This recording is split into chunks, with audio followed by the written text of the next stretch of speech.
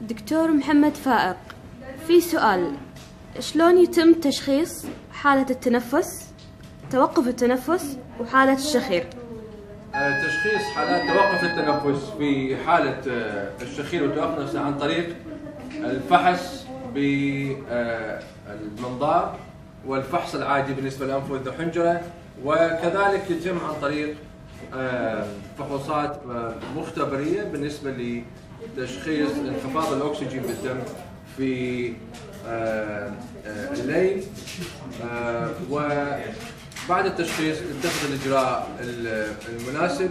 قد يكون عادة يكون العلاج جراحي، وهي إحدى الحالات اللي راح نشوفها اليوم بالنسبة لحالات توقف التنفس. وبعد قليل حنشوف هاي العملية ونتائجها ممتازة في حالات علاج توقف التنفس.